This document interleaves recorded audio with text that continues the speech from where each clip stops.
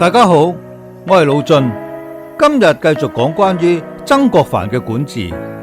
曾國藩組織配備火槍嘅湘軍去剿滅太平軍，但係就屢戰屢敗，甚至曾經要跳河自盡添。咁點解戰事會如此膠着呢？係因為當時已經進入咗熱兵器，即係槍炮時代。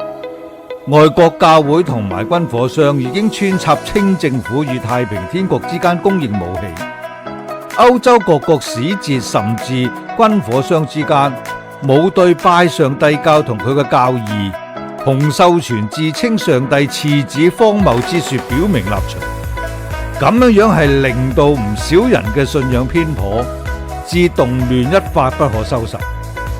最後英國政府先至決定支持清政府，加快令太平軍嘅覆亡。咁曾國藩對太平天國之前嘅亂象有咁樣個歸納嘅。咁佢講過就係話咧，社會大亂之前咧，必有三個前兆嘅，無論何事都係黑白不分。善良嘅人呢，就越嚟越謙虛客氣，冇用嘅人呢，就越嚟越猖狂胡為。咁好啦，問題到咗最嚴重嘅程度之後呢，凡事就會被合理化，一切咧都會被默認，不痛不癢，莫名其妙咁樣咧虛應一番。你哋覺得係咪同現今世界一啲格局同埋早前香港發生嘅動亂有啲相似呢？上次提到關於佢嘅處事作風，但係喺人治管理嗰方面呢，亦都有一則軼事可以同大家分享嘅。咁由於當時嘅戰線擴大，曾國藩呢就將原本直轄嘅下屬分派各地，準備剿滅太平天國。未幾，曾國藩接到一名已經調任嘅舊部書函，信中要求調翻去曾國藩直轄嘅範圍，因為同新上司意見不合。曾國藩於是回信，半勉半罵咁去回覆呢個舊部。信中大意就係咁講：如果你有才幹，即使你嘅上司係你嘅仇人，都唔能夠點樣將你打壓。但係若果你冇才幹，即使你嘅上司係你嘅父親，你哋兩個人都抬唔起頭啦。咁喺呢樣嘢嘅背後呢，現實生活你會點樣做呢？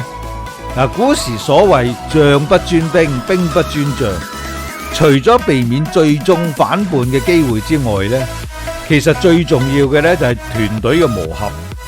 如果每個上司都揀喜歡嘅下屬，而下屬又要揀喜歡嘅上司，咁撇除背後嘅意圖喺編制上呢亦都難以達成嘅。莫講話形成一個優良嘅團隊只不過就係物以類聚，而非各展所長嘅啫。咁喺1860年嘅8月呢，曾國藩呢就終於係被授兩江總督、欽差大臣，去督辦江南軍務，再加埋太子太保，即係太子老師一職，封一等侯爵。佢主動裁撤湘軍25,000人，以解清廷之猜忌。鑒於西方國家船堅炮利，佢又派人去外國購買機器、洋槍洋炮，以便學習同埋提升裝備。佢先後分咗4批去選派咗幼童共120名去美國留學，吸收西方文化、經濟同埋科技嘅發展。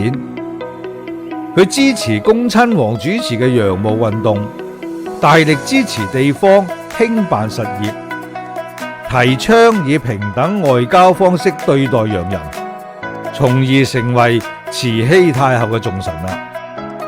不過有歷史學家就覺得佢殺戮過甚佢與太平軍對戰已經死咗2000萬人，而受影響嘅黎民百姓亦都高達到7000萬，大大削減咗當時嘅人口。